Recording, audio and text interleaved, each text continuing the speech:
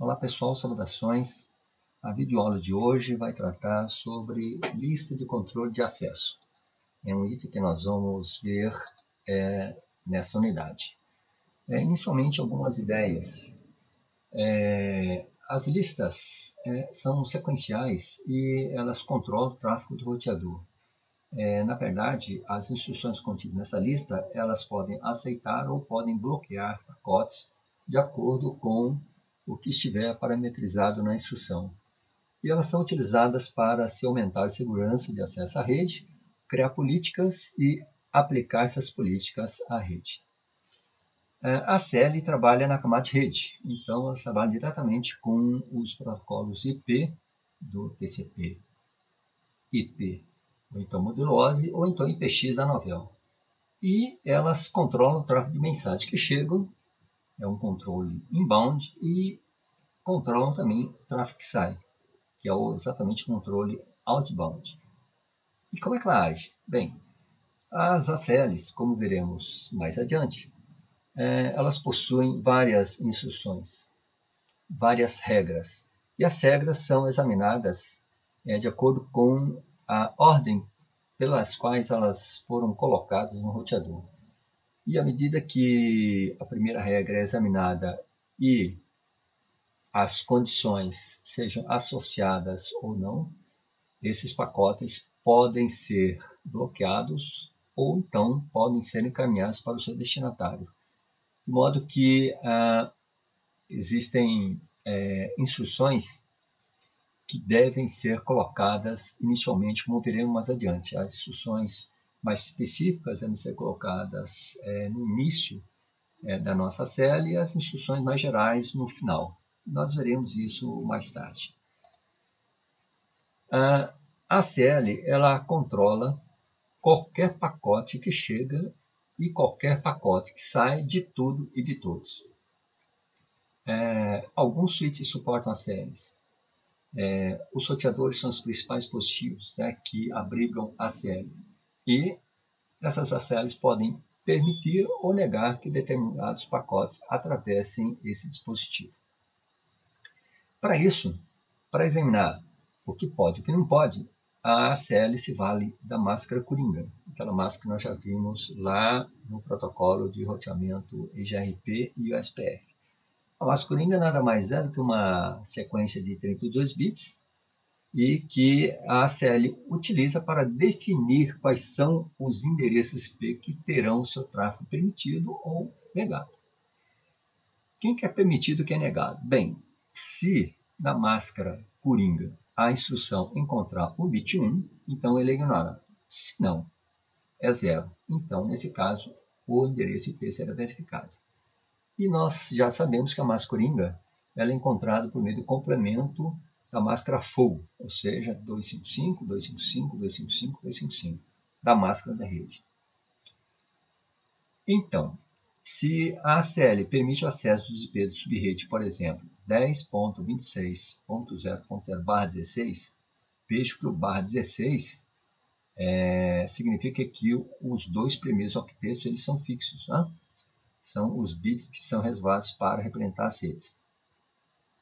Então, nesse caso, nós temos um intervalo de 10.26.00 até 10.26.255.255. Os pacotes que não variam, que é os octetos que não variam, que é o primeiro e o segundo, o 10.26, tá? Então eles são todos colocados com 0, pois não variam. E os dois últimos octetos são iguais a 1. Então, de forma que, em termos de binário, nós temos o primeiro octeto 0, o segundo 0, depois o terceiro de 1 e o quarto de 1. Ficamos então com a nossa massa coringa 00.255.255. Esta é a massa coringa que permite o acesso de todas as máquinas daquele intervalo considerado.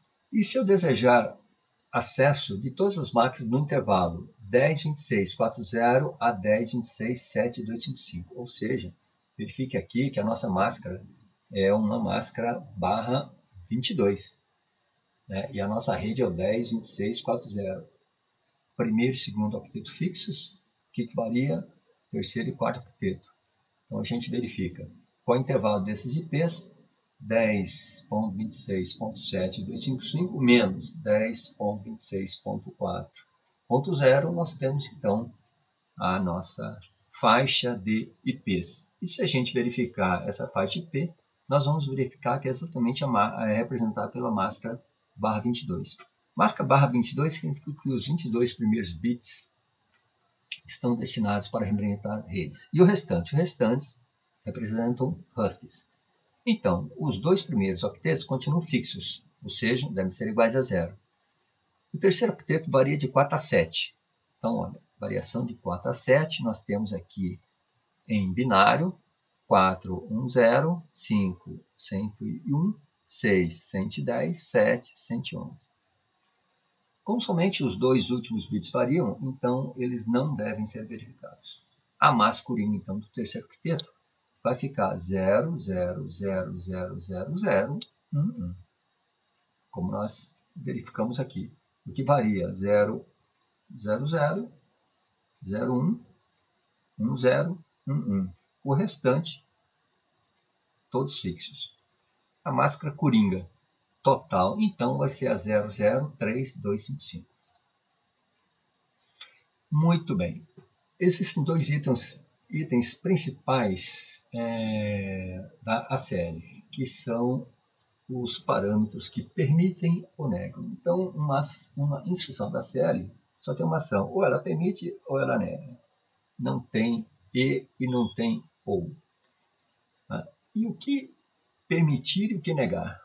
Bom, então é isso que nós vamos ver através da sintaxe da nossa ACL. Aqui uma observação, quando eu quero dizer que tudo pode ou tudo não pode, eu posso representar por essa palavra-chave N. E quando eu quero especificar um host, o que eu coloco? O IP do host e mais a máscara do mesmo. Bom, se eu não colocar a máscara do mesmo, eu colocar somente o IP do host, nesse caso eu tenho que colocar na frente a palavra-chave host. Então, nesse caso, dispensa a máscara do IP. Nos sorteadores Cisco, a condição é negar tudo e permitir somente que lhes for informado.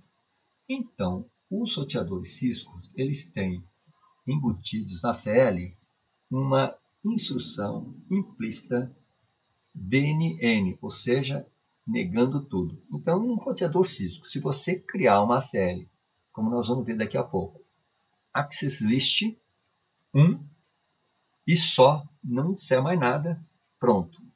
Todo o tráfego desse roteador estará bloqueado, tanto o tráfego que chega quanto o tráfego que sai.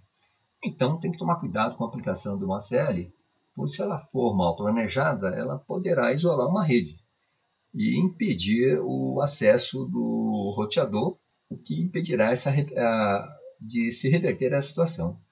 Uma lista de acesso criada em equipamento, ela não tem efeito nenhum. Né? Para funcionar, ela tem que ser aplicada. E a aplicação, a gente vai ver, ela é feita em uma determinada porta. A ACL é feita no roteador, mas a aplicação é feita na porta. E existem alguns tipos. Os três principais são tipo padrão, a ACL estendida e a ACL nomeada. Todas têm a mesma função. A ACL padrão, elas são identificadas por um número, e esse número vai de 1 até 99. As estendidas vão de 100 até 199. A diferença básica entre esses dois tipos é o grau de inspeção do pacote. Vamos ver daqui a pouco. A ACL padrão, ela só identifica o IP de origem. A ACL estendida identifica o IP de origem, o IP de destino, o tipo de protocolo, a porta de saída, a porta de chegada e o serviço do pacote. Serviço esse pode ser HTTP, FTP, Telnet. As ACLs nomeadas são definidas pela sintaxe da padrão e da estendida. Isso nós vamos ver daqui a pouco. Muito bem. Então, como havia dito, a ACL padrão impressiona o endereço de origem do cabeçalho. Elas são sempre aplicadas o mais próximo do destino. Então, a ACL padrão aplicada na porta mais perto do destino. E a ACL estendida? Elas inspecionam o IP de destino, o IP de origem, os cabeçalhos encapsulados no pacote. O que significa isso? Tipo de protocolo, se é TCP, se UDP, se IP, portas de saída, portas de entrada desse pacote. E, importante, elas devem ser aplicadas o mais próximo da origem. Então, lembra bem, estendida, mais próximo da origem. Padrão, mais próximo do destino. Tá? O pacote IP, ela encapsula o segmento da camada superior, transporte no caso, né? Esses segmentos podem ser UDP ou TCP. Então, TCP se requer confirmação. Então, por exemplo, um caso típico TCP é o ping. Tá? As ACL estendidas observam os cabeçalhos desses segmentos para identificar o protocolo e as aplicações das camadas superiores. Vamos ao que interessa em termos de sintaxe. Bem, a série padrão, como é que fica? Temos que configurar as ACLs num ambiente de configuração global do roteador. Então, nós temos aqui o pronto roteador, router config e o malhazinho aqui. Bom, palavra-chave de início, access list, depois um número, se 1 a 99, padrão, se 100 a 199, estendido. Depois a palavra ação, palavra-chave dada por permite ou dene. Permite, permitir, dene, negar. Então, é a ação. E aqui, de qualquer um, ou então de um específico, host IP. Né? De qualquer um ou de um host específico. Olha, origem. E aqui, o endereço IP do destinatário. Então, esse endereço IP aqui é do destinatário. Muito bem. As ACL estendidas, elas têm a sintaxe um pouco mais complexa. Por quê? Elas começam também com a palavra-chave access list, no ambiente de configuração global. Elas são identificadas pelo número 100 ou 199. Então, basta eu ter access list 50, pronto, ela é uma padrão. Access list 110, pronto, ela é uma estendida. E a ação, permitir ou negar. O protocolo, UDP, TCP, IP, de qualquer um ou de um host específico, origem, com um endereço IP subrede para qualquer um ou um endereço específico, destino, com seu endereço IP subrede também. E aqui vamos parâmetros adicionais que especificam os serviços permitidos ou então que serão negados por meio dessa instrução. Aliás, serviços não, serviço no singular, porque cada instrução, um determinado tipo de serviço, uma origem, um destino, um protocolo. E a célula nomeada? Bom, a célula nomeada, ela começa com a expressão-chave IP Access List. Então, IP Access List pode ser Standard, se padrão, ou Extended, se estendida. E o nome da CL. Então, colocamos aqui uma string. Normalmente, a gente associa um nome que seja fácil a gente lembrar do que se trata essa ACL. E, dado esse comando Enter no roteador, o pronto roteador muda para config standard NACL, ou seja, ACL nomeada. E aí, vamos colocar a ação de permitir ou de negar, de qualquer origem ou uma origem específica, com seu endereço IP subrede, e aí terminamos então a nossa configuração. Se for estendida, então IP Access List Extend, nome da CL, o prompt muda para config X, ou seja, estendida a CL nomeada, com a ação de permissão e de negação, o tipo do protocolo, de qualquer um ou de um específico, o seu endereço respectivo, para qualquer um ou para um IP específico, destino, com seu endereço IP subrede. E aqui os parâmetros adicionais. Veremos mais tarde um pouquinho. Muito bem. Então aqui um exemplo mais claro, né? Para que a gente possa ver aqui a palavra-chave Access List 101. Já sei que é uma estendida. Ação é de negação, protocolo IP desta origem, isto aqui, ó, 192.168.110.000, isso aqui é um host, isso aqui é um IP específico, isso aqui não é de rede. Veja que a mask coringa é 0000, ou seja, tem que verificar todos os octetos. Se fosse rede, aqui seria 000.255, se fosse uma barra 8. Então, 00255.255, se fosse uma barra 16. Ou 0.255.255.255, barra 24. E aqui, o IP de destino. O host de destino 192.168.210, veja que a máscara coringa é 000.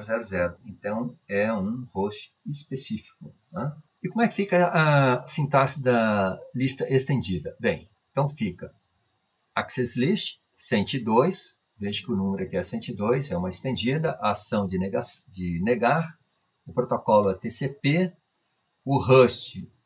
Vejam que aqui eu não vou colocar a mask coringa, mas eu vou substituir, vou colocar aqui a palavra host 192.168.110, que substitui a mask coringa. E aqui eu vou colocar o parâmetro que me identifica qual é a porta de saída desse meu pacote. Porta maior que 1023. Então, normalmente, as portas de saídas a gente define como padrão como sendo aquelas superiores às das portas mais bem conhecidas. As portas mais bem conhecidas são as primeiras 1024 portas, de 0 até 1023. Sempre que ocorre é que eu posso mandar um e-mail, por exemplo, de qualquer porta livre do meu computador. Só que no destinatário, tá, esse e-mail será recebido pela porta correspondente de e-mail e não por qualquer porta.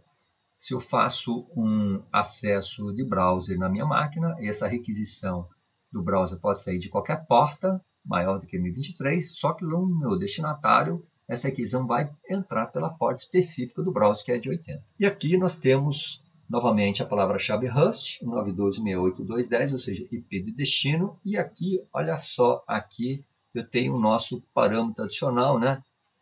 E que é igual 23. 23 é a porta correspondente ao telnet. Então, aqui essa expressão pode ser less than, equal, ou então more than, maior.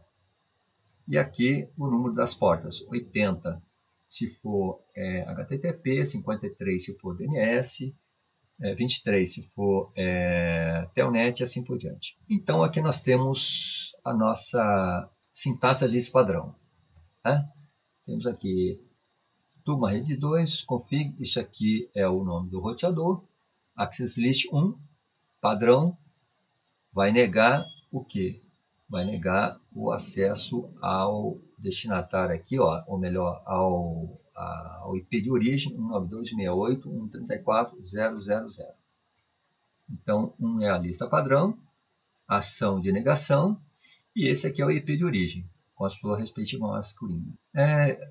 Já tinha falado adiante a respeito desses atalhos Rust e N, né? Então, aqui o Rust ele permite definir que o endereço vem a seguir se refere a um Rust específico, né?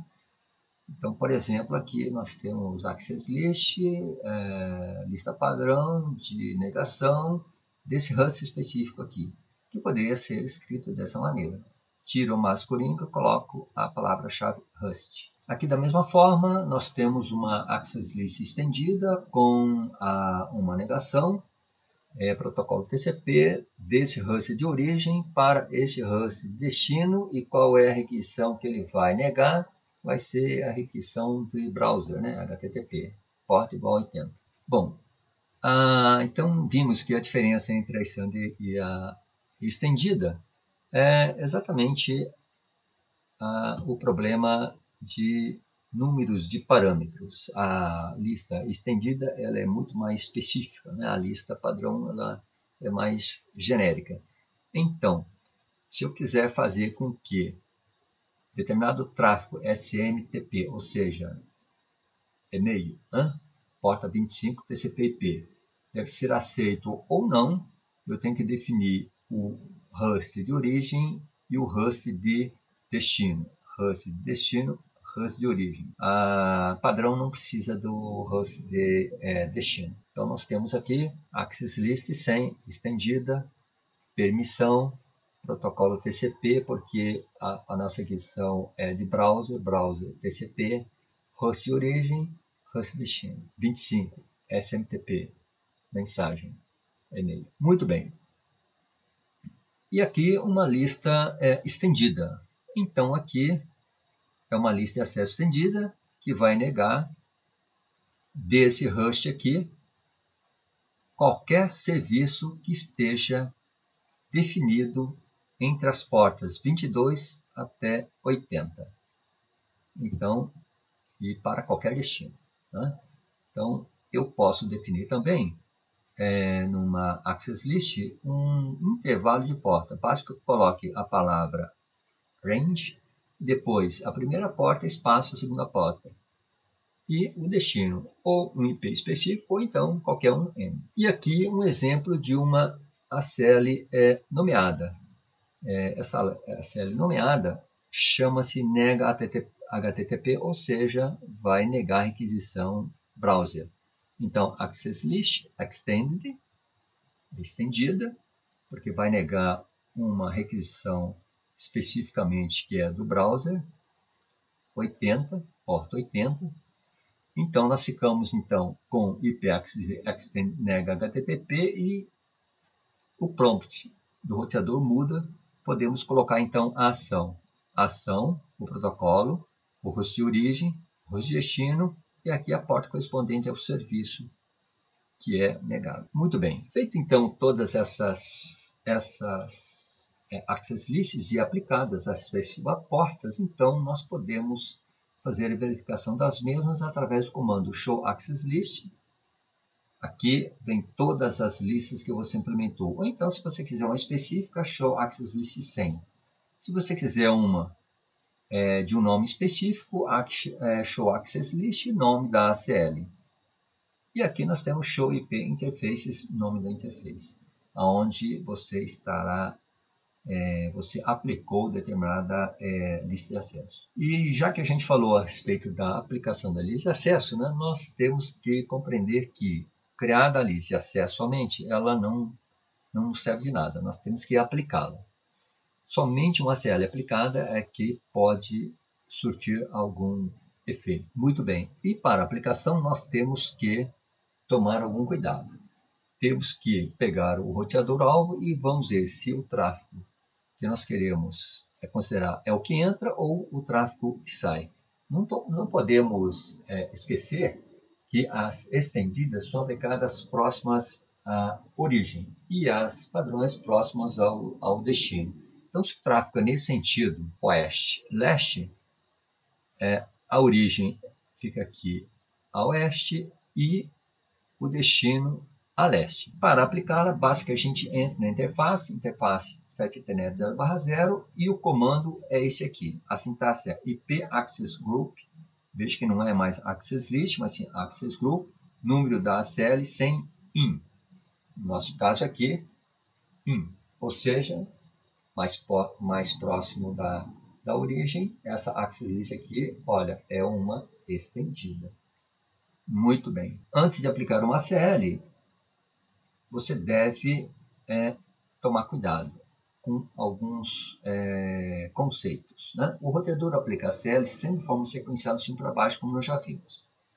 Então, procure colocar as regras mais específicas em primeiro lugar e depois as mais genéricas. Então, as mais específicas, por exemplo, são as ACLs estendidas.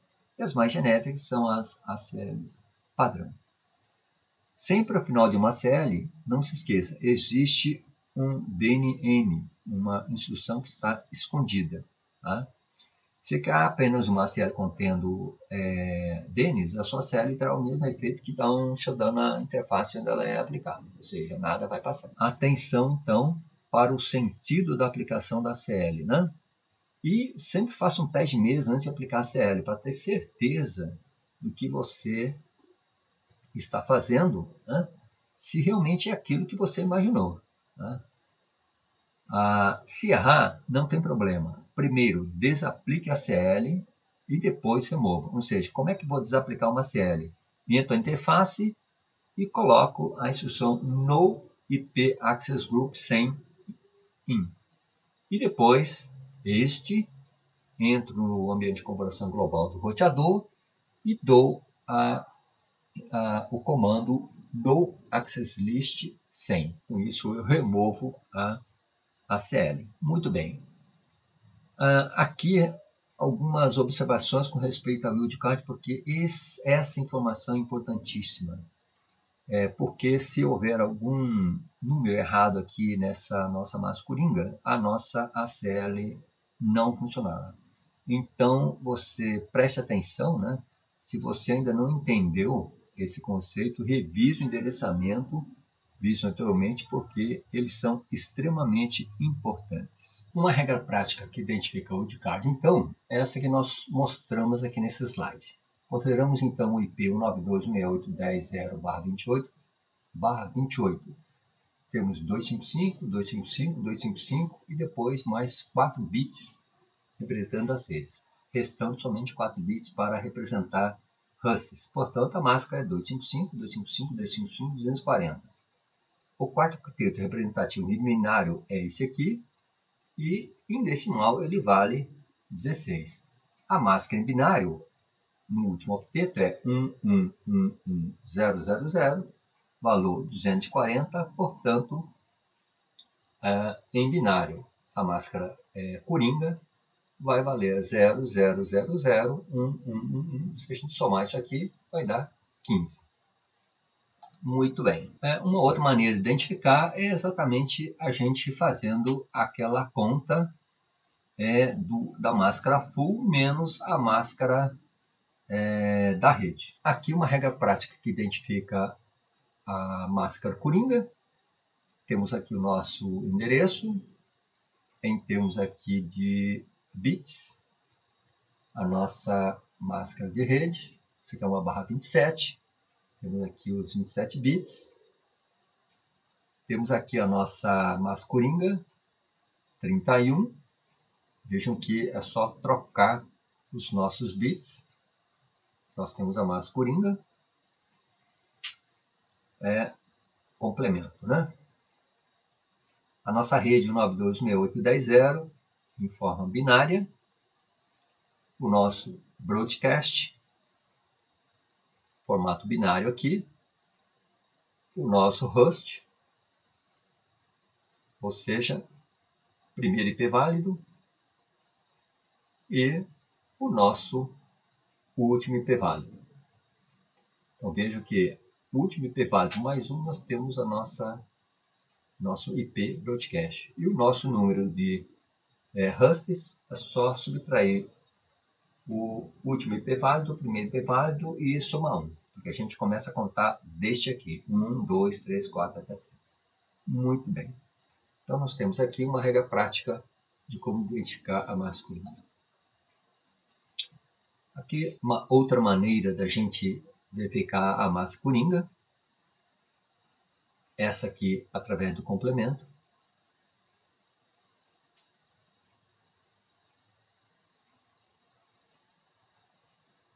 Muito bem. E aí vamos para os exercícios, né? Para fixarmos os conceitos. Nós devemos recordar as portas, aquelas 1020, primeiras portas 1024, conhecidas como portas bem conhecidas. Então aqui 20 é FTP, 21 é FTP mais de controle, 23 Telnet, 25 é o e-mail, 53 DNS, 69 é o PIN FTP, 80 HTTP. Não precisa decorar isso, que isso aí é dado, isso é uma tabela, não há necessidade de decorar. E aqui um exercício. Temos esse cenário, onde nós temos essa rede interna, que é 10.0.0.0, temos a nossa rede externa, 172.16.2.0. Aqui nós temos aqui uma nuvenzinha simbolizando nossa internet. Temos aqui no nosso lado interno um servidor HTTP, browser, e aqui um servidor de e-mail, SMTP. E aqui o nosso PC externo que vai fazer as requisições para os servidores. Bom, então agora vamos montar um conjunto de regras para a conexão SMTP, ou seja, e-mail, de forma a permitir o envio e recebimento dos mesmos. As regras A e B permitem a entrada do e-mail e e as regras C e D permitem a saída. Não se esqueçam que a regra A é na direção IN e a regra B é na direção OUT. Ou seja, IN, IP de origem externo, IP destino interno. Aqui o tipo de protocolo, e-mail, SMTP, TCP. E a porta respectiva é a porta 25. E a ação aqui, ó, permite ou então nega, bloqueia. Então, para que nós possamos montar uma ACL, é interessante que você faça uma tabelinha com essas colunas: regra, direção, IP de origem, IP de destino, tipo do protocolo, porta de destino e a ação. Isso vai permitir que você consiga raciocinar corretamente em termos de como a ação de uma ACL ela age em cima dos pacotes. Então, não é pelo fato de que você permite a entrada de pacotes é que automaticamente a saída dos pacotes vai ser permitida. Não, tem que fazer uma regra específica para a saída. Senão, vai bloquear tudo. Então, feito esse conjunto, a última regra é, em ambos sentidos, né, de qualquer origem para qualquer destino, de qualquer protocolo, destinado a qualquer porta, vamos bloquear. Ou seja, então é um negócio bem específico que só serve para e-mails. Muito bem. Então, identificado então a nossa regrinha, vamos verificar aqui quem que é a rede interna, quem que é a rede externa, quem que é a IP de origem, quem que é a IP de destino. Então, a regra A vai permitir o quê? Vai permitir o pacote do IP de origem para esse IP de destino, né, destinado a essa porta. Vai permitir que o pacote passe. E, como resposta, ela vai permitir que a resposta saia do IP agora de origem, que era o IP de destino, para o IP de destino, que era o de origem, o protocolo TCP, e essa saída vai se dar pela qualquer porta maior do que 1023, ou seja, qualquer uma daquelas portas diferentes daquelas bem conhecidas. Então, a ação vai ser de permitir. Então, está aqui a explicação, que a regra A permite a entrada do pacote com origem 172.16.23, destino 10.0.0.1, e a regra B permite que o servidor responda ao cliente. Então, isso é importante. Isso aqui é uma instrução, e a segunda linha dessa coluna é uma outra instrução. Então, o fato de você permitir a entrada de um pacote com uma determinada origem e determinado destino, não significa que automaticamente a resposta àquela entrada, àquele pacote, vai ser permitida. Não. Você vai ter que construir uma regra específica para isso. Prestar muita atenção nisso. Bom, agora, o cliente localizado na rede interna, 10.0.0.0, possui IP 10.0.0.4, usando a porta 1245, ou seja, a porta maior do que 23, vai responder para o usuário que possui conta no servidor 172.16.2.1, porta 25. Então, esse servidor 172.16.2.1 é um servidor que está aqui nessa rede externa, na rede 172.16.2.0, que o nosso PC aqui ele pertence. Então, vai ser a nossa regra C, cuja direção é para fora, outbound, origem 10.0.0.4 para o destinatário 172.16.2.1, protocolo TCP, porta destino 25. Porta destino 25 não podemos esquecer que é exatamente aquela porta e-mail. Isso vai ser permitido. E também nós vamos permitir que haja uma resposta. E a resposta sempre vai sair por uma porta maior do que a 1023. Então, troca o IP de origem, passa a ser IP destino e vice-versa. IP destino passa a ser IP de origem. A direção muda de out para in.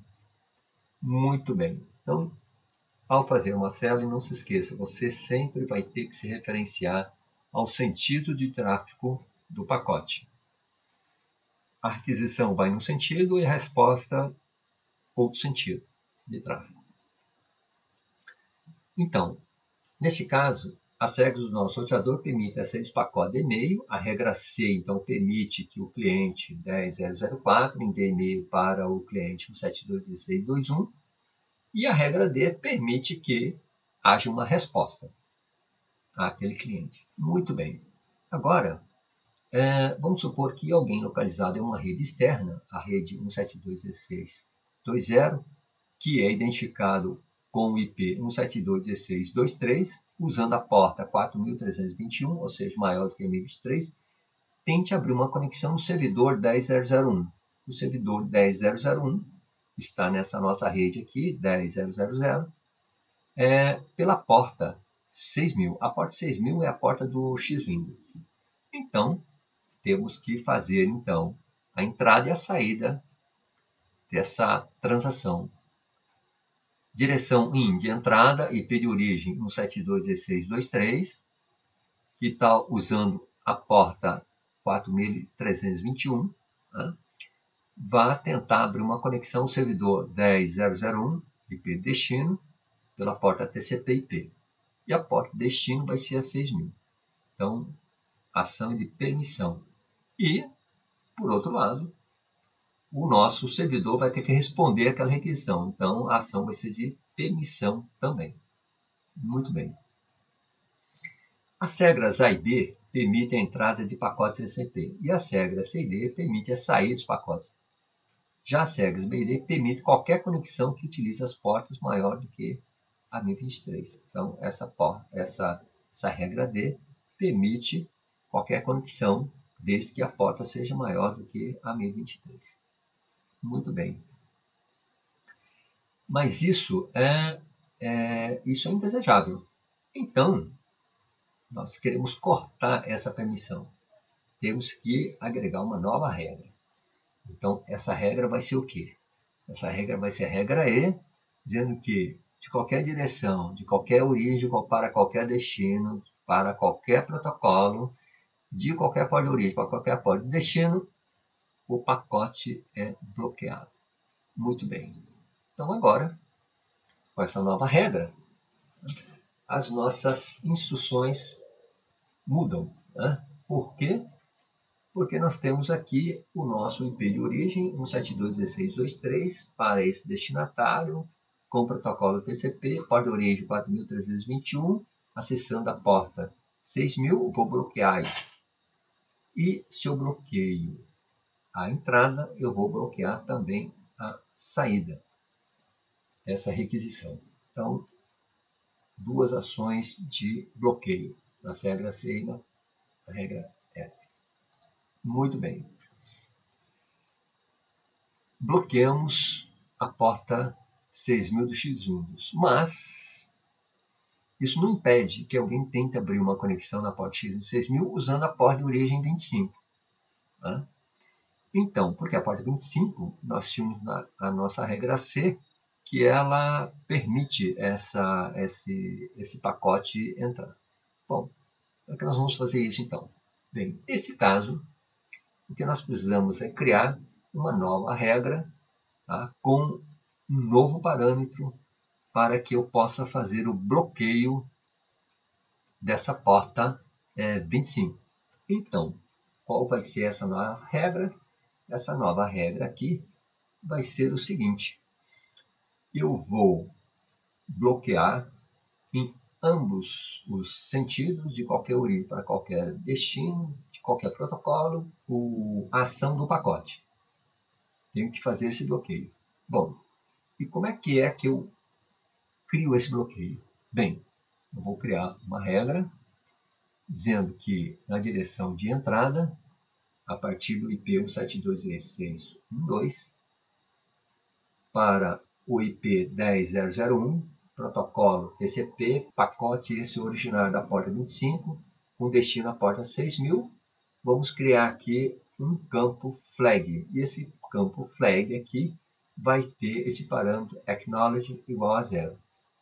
Então eu vou bloquear isso aqui. No processo de estabelecimento de conexão TCP, sempre que o primeiro pacote possuir a flag ECK setada como 0, tá? Esses pacotes serão bloqueados. Os demais pacotes de conexão possuem a flag acknowledge setada igual a 1. Então, isso poderá passar. Esse exemplo que foi citado aqui, ele pode ser verificado num dos arquivos de configuração onde eu peço que vocês configurem o roteador de tal maneira que ele aceite aquele comando established do pacote. A gente vai ver isso mais tarde. Bom, então, como conclusão, verificamos que vamos ativar o log de todas as tentativas de violação de regras, pois assim nós saberemos o que é que ocorreu com a nossa política de segurança. No caso do roteador, se as regras AB são trazidas para uma única regra, pois uma possui o recurso de manter as tabelas internas com status de conexão. Não é recomendado fazer isso. Faça as instruções uma a uma, porque fica muito mais transparente ao usuário. Essa única regra poderia ser feita dessa maneira. Access List 101 permite TCP/N, o host com endereço IP, serviço SMTP, igual a 25. Essa seria a sintaxe da regra. Não é recomendável fazer isso. Faça as instruções uma a uma. Fica mais transparente. Bem, verificamos que a CL, então, é uma boa prática para a segurança de redes. E aí, vocês podem ver, através desse exercício, como fazer com que o host A não acesse a rede onde se encontra o computador B, mas acesse o servidor web e e-mail. Não se esqueça que web porta 80 HTTP e e-mail porta 25. E no segundo caso, que permitir o usuário A o acesso somente ao serviço web no servidor e o usuário B acesso somente ao serviço e-mail no mesmo servidor. Isso aqui nós vamos ver através do nosso Packet 3 e será motivo para a nossa próxima videoaula. Todos os conceitos aqui citados, eles foram retirados desse livro do Felipete, CCNA 4.1, Guia Completa de Estudo, e também do Edmundo Monteiro e Fernando Boavida, Engenharia de Redes Informática, 10ª edição, atualizada e montada. É da FCA, Editora de Informática de Lisboa. E, por enquanto, é só. Espero que tenha aproveitado. Até mais.